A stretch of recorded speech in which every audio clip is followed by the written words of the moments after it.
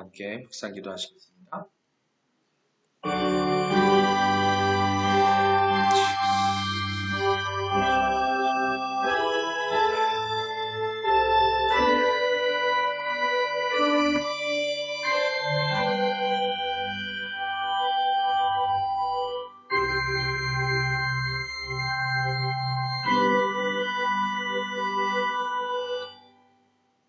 하나님은 영이시니 예배하는 자가 영과 진리로 예배할지니라.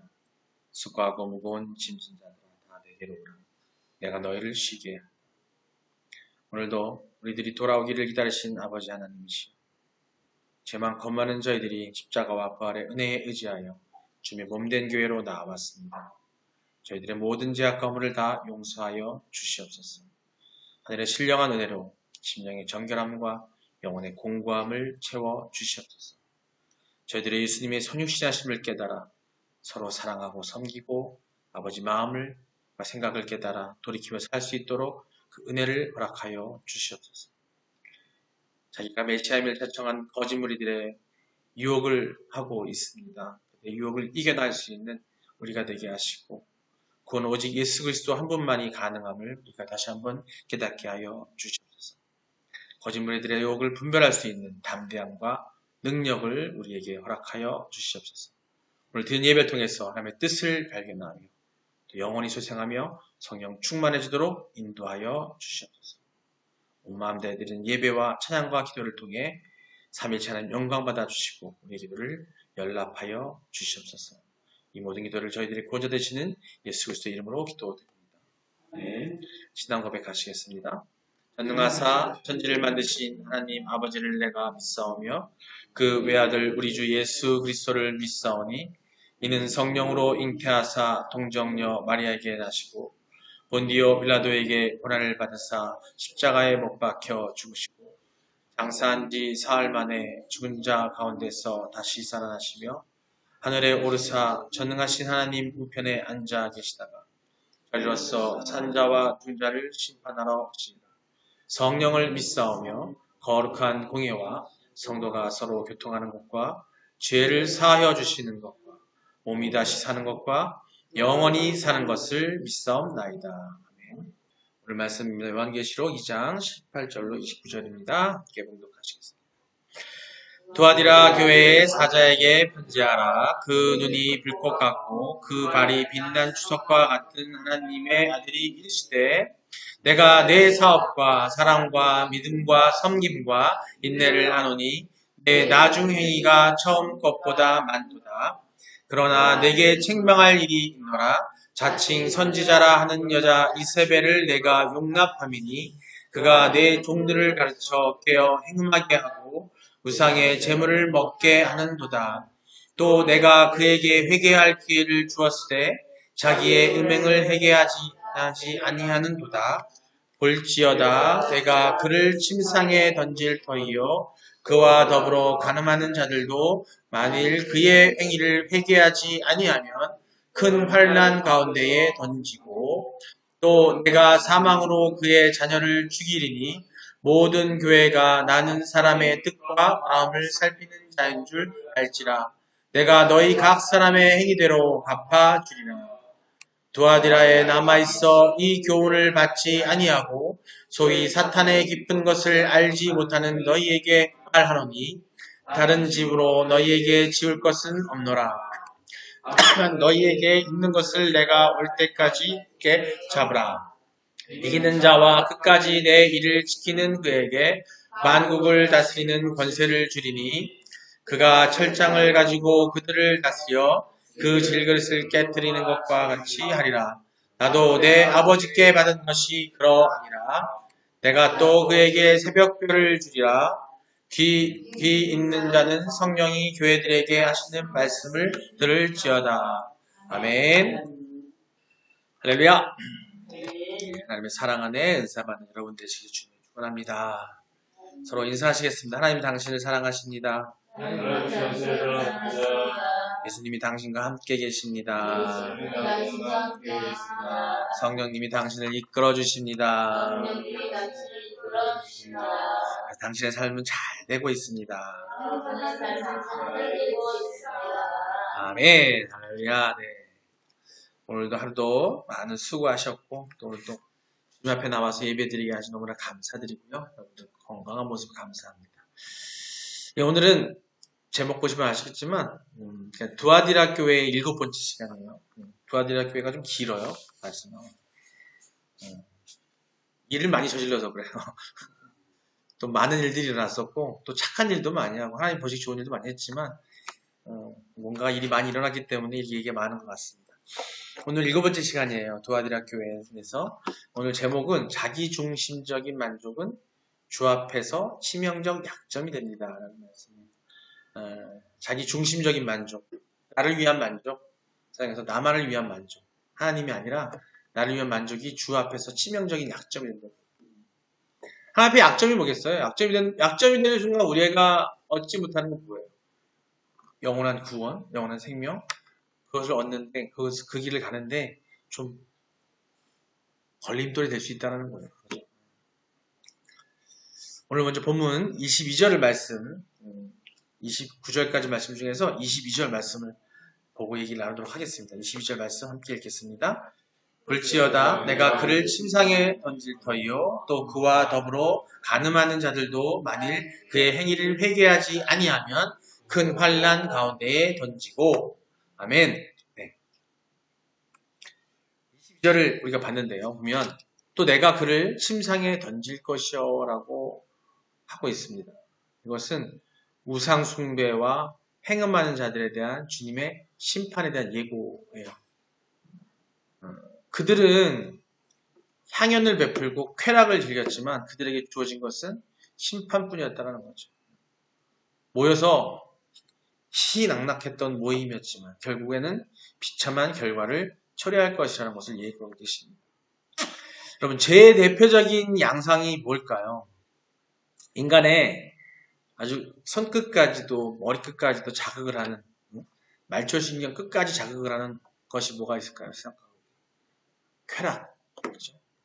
자기중심적인 만족, 스스로를 보기 좋게 포장하는 것, 거기에서 막 짜릿한 희열을 느낄 때가 많이 있잖아요. 그렇죠? 생각하다 보면 그럴 때가 많아요. 그렇죠? 여러 가지 면에서 우리 오감을 자극하고 이 눈을 자극하고 코를 자극하고 이 오감 전체를 자극해주는 그런 쾌락들이 세상에 있어요. 일전에 한번 말씀 나눴을 때 우리가 인간은 보이는 것, 보는 것에 많이 현혹되고 유혹된다고 했는데 그런 것처럼 거꾸로 그것을 현혹시키기 위해서 우리가 한 행동들이 보면 쾌락이 많이 포장되어 있다는 거예요. 그렇기 때문에 죄에 빠진다는 그것에 그 최상의 것인 그냥 착각하곤 하는 거예요. 쾌락에 빠진 사람들이.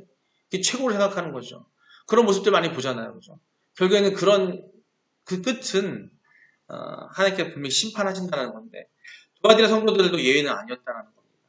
그들은 모일 때마다 잘 차려진 음식과 또 아주 그냥 극한 자극을 탐닉하고 웃음꽃을 막 피면서 어떤 그 상상이 가죠. 그런 모습들이. 자기 흥에 겨워서 이런 신나는 일도 없을 것이라 생각했을 정도로 그렇게 놀고 쾌락을 즐겼다는 거죠.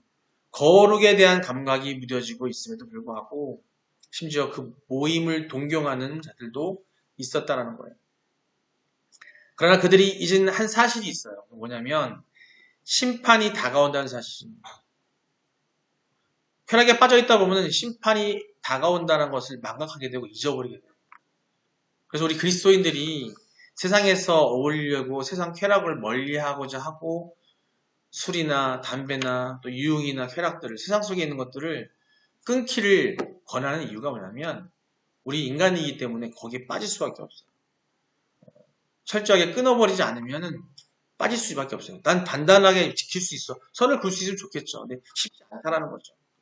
그만큼 그 유혹이 무서워요.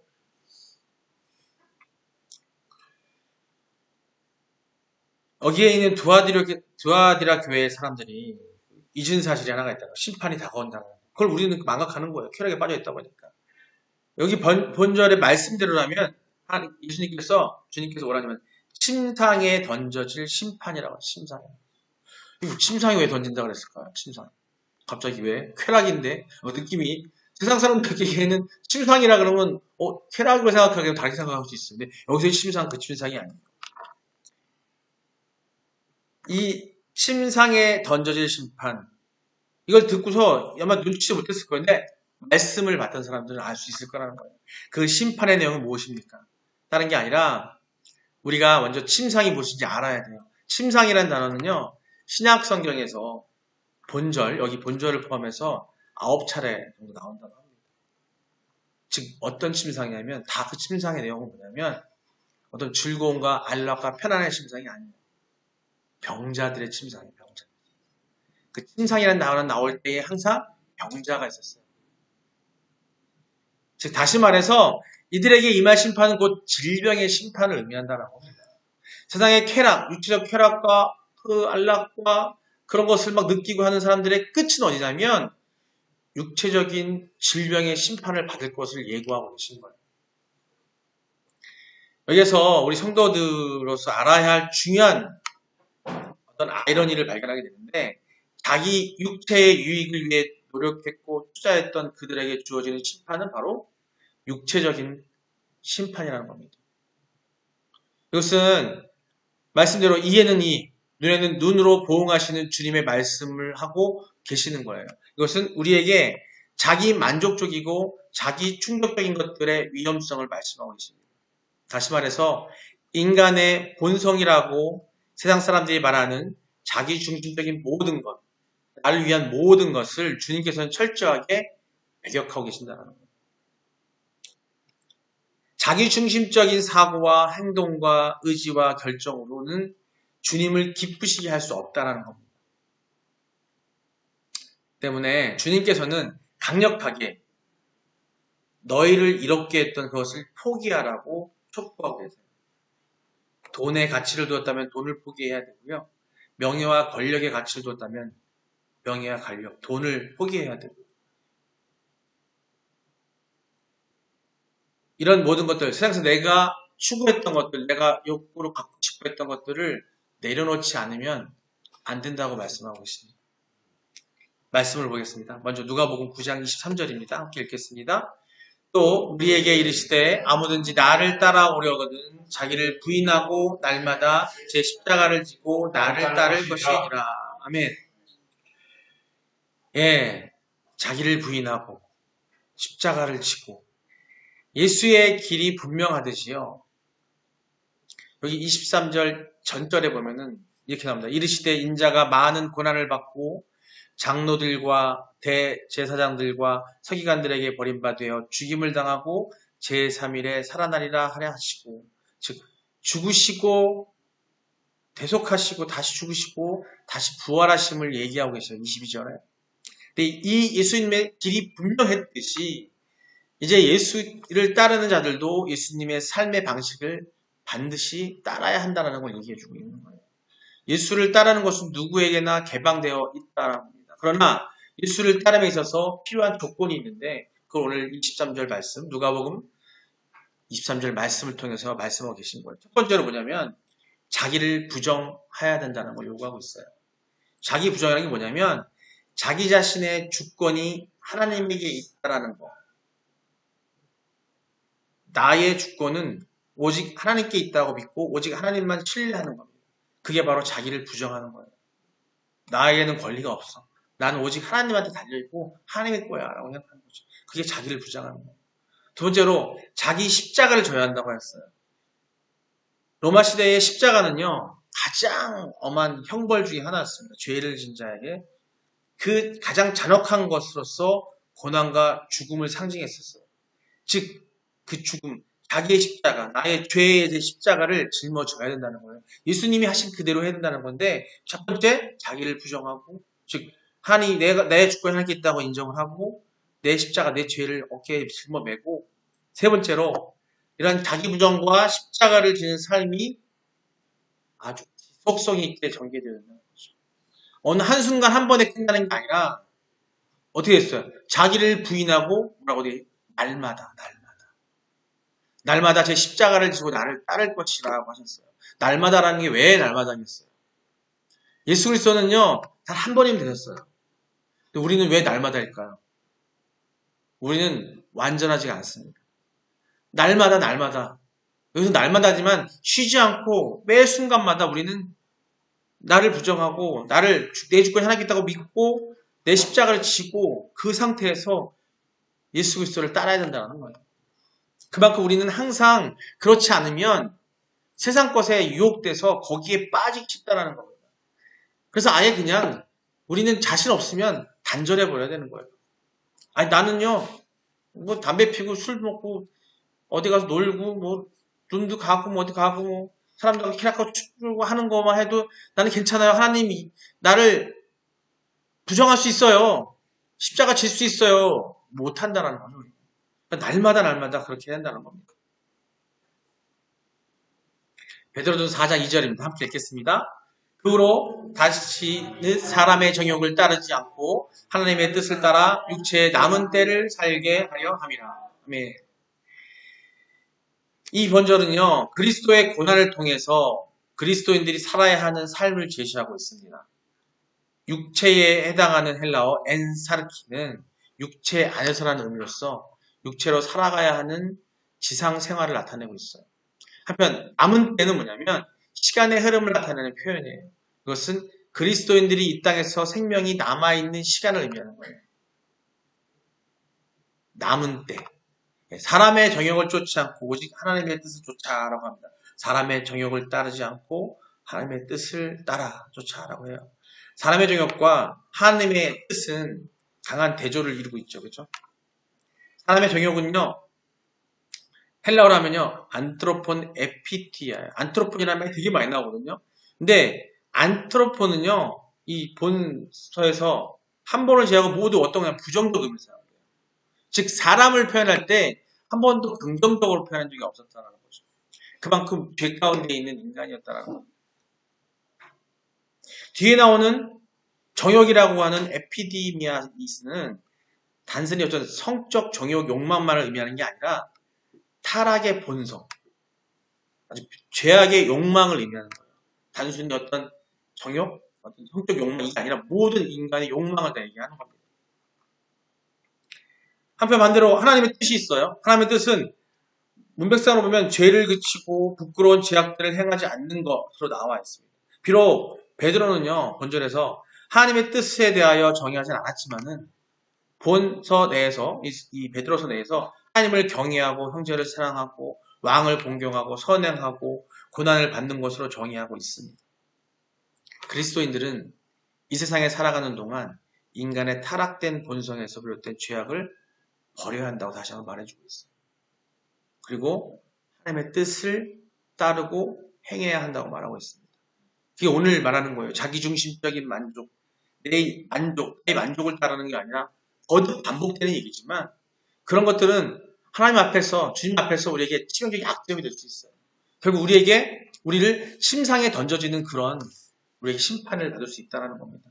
천국이 아니라 심상. 이 땅에서 천국 가기 전에 이미 우리는 자꾸 고통받고 병이 있다는 한 번쯤 돌아봐야 할 때가 있다는 거죠. 우리가 이런 일을 당하고 저런 일을 당했을 때 어떤 고통을 당했을 때 과연 내가 우선 먼저 어떤 죄를 졌는가, 어떤 잘못을 했는가, 내가 세상에 너무 내 욕심만 펴지 않은 걸 한번 돌이켜봐야 한다는 거죠. 그 점검이 먼저 필요하다는 얘기를 하고 있는 겁니다. 네. 이게 하나님의 협박일까요? 주님 우리를 협박하시는 걸까요? 제대로 안 하면 병 줄 거야? 아니에요. 주님의 애끓는 사랑의 마음입니다. 그것이 담겨 있다는 거예요. 인간을 구원하려는 주님의 애탄. 그 구원의 과정 속에서 우리에게 온전하게 가기 위해서 주신 말씀이에요. 주님의 애타는 심정이 가득 담겨 있습니다. 주님께서 얻는 게 뭘까요? 즉, 단 하나를 빼놓고는 어떤 것도 없어요. 바로 자기를 포기하고 주님을 최우선순위로 둔 자를 구원한다는 겁니다. 우리가 먼저 나를 내려놔야 돼요. 내가 하나님께 주권이 있으면, 내 주권이 하나님께 있음을 인정하고 먼저 나를 내려놓은 사람에게 하나님께서 주님께서 구원을 우선순위에 두신단 말입니다. 다시 말해서 우리에게 인간의 것을 버릴 것을 요구하고 또 요구하신 유일한 이유는요. 우리를 구원하시고자 하는 마음 때문이라는 겁니다. 그 마음을 여러분이 아시길 기도합니다. 그리고 기꺼이 나를 만족하게 했던 모든 행위, 생각, 습관, 또 감정 버리셔야 된다는 거예요. 그래서 우리는 주님의 깊은 뜻을 이해하고 따르고 성숙한 신앙인이 되어야 되는 것입니다. 우리가 삶 가운데서 지금 이 순간 내가 그리스도인이고 성도로서 하나님 앞에 나와서 예배를 드리고 있지만 우리 삶 가운데 내가 있으면서 조금이라도 내가 세상에 곁눈질하고 쳐다볼 때가 있다고 한다면 분명히 있어요. 분명히 있어요. 그게 더 좋아서 선택의 순간에 말씀을 따르지 않고 예배하지 않고 기도하지 않고 그쪽으로 치우쳐갈 때가 있어요. 하나님의 일을 해야 되고 해야 될 그 시간에 너무 자고 싶어서 잠을 자고 놀고 싶어서 놀고 그런 마음이 우리에게 없지 않습니다. 그럴 때마다 날마다 나를 부인하고 십자가를 지고 했던 것처럼 우리 매 순간 주님께 의지하고 하나님께 의탁하는 그런 삶이 되시기를 주님의 이름으로 축원합니다. 예, 우리 같이 기도하겠습니다. 우리에게 영원한 구원을 허락하신 너무나 감사드리며 기도하시고요. 이 시간 회개해야 됩니다. 세상에서 나의 정욕을 그것만을 찾고 추구하는 우리를 용서해달라고 기도하시고 내가 먼저 나의 세상 욕심을 버리고 주님만을 의지하는 내가 되게 해달라고 또 모두가 되게 해달라고 지금 이 순간뿐만 아니라 주님 부르실 그날 주님 오실 심판의 날까지 지속적으로 매 순간순간 하나님과 소통하는 우리가 되도록 우리 성령의 이끌림으로 살아가게 해달라고 우리 다 주여 한번 부르고 기도하시겠습니다. 주여! 아버지 사랑의 하나님, 사랑과 은혜가 마신 아버지 하나님, 오늘 말씀을 통해서 우리의 정욕과 우리의 세상 속에 나의 만족한 모든 것들을 버리고 아버지 내 죄의 십자가를 지고 주님을 따르는 것을 말씀을 통해 알았습니다. 아버지 모든 것이 주님께서 우리를 사랑하셔서 오늘의 온전한 구원의 길로 인도하기 위한 말씀을 깨닫습니다. 아버지 날마다 기도하게 하시고 날마다 회개하게 하시고 날마다 옳은 길로 가게 하시고 아버지 주님의 말씀의 뜻에 따라 그걸 행하는 우리가 되게 하여 주시옵소서. 그래서 그런 삶을 살 때에 세상에서 우리를 유혹하는 많은 것들 그런 정욕과 우리의 욕심을 버릴 수 있음을 알고 있습니다. 아버지 우리를 하나님께 의탁하게 하소서. 우리의 이 나약함을 하나님께 의지하게 하시고 내 정욕과 내 의욕으로 내 의로 살지 않는 우리가 되게 하여 주시옵소서. 아버지 함께 하여 주시옵소서. 그 삶을 통해서 온전한 구원이 있기를 원하오니 아버지 함께 역사하여 주시옵소서. 감사드리며 예수님 이름으로 기도드립니다. 사랑과 은혜가 풍성하신 아버지 하나님, 우리를 사랑하시고 또 우리에게 영원한 구원을 허락하심에 너무나 감사드립니다. 이 시간 회개하고자 합니다. 아직도 세상에서 나의 정욕에 젖어 그것만 찾고 추구하는 우리를 용서하여 주시옵소서. 내가 먼저 나의 세상 욕심을 버리고 주님만을 의지하는 내가 되게 하소서. 우리 모두가 온전하게 되게 하여 주시옵소서. 지금 이 순간뿐만 아니라 주님 부르실 그날, 주님 오실 심판의 날에까지 지속적으로 당신을 의지하며 하나님께 소통하는 우리가 되도록 우리 성령의 이끌림으로 살아가게 하여 주시옵소서. 세상에 유혹에 흔들림 없는 우리가 되게 하여 주시옵소서. 감사드리며 예수님의 이름으로 기도드립니다. 아멘. 주기도문으로 예배 마치도록 하겠습니다.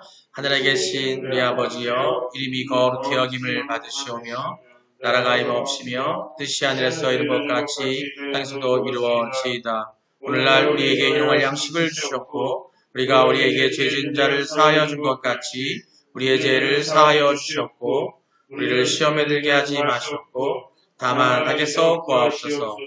우리의 나라와 권세와 영광이 아버지께 영원히 있사옵나이다. 아멘.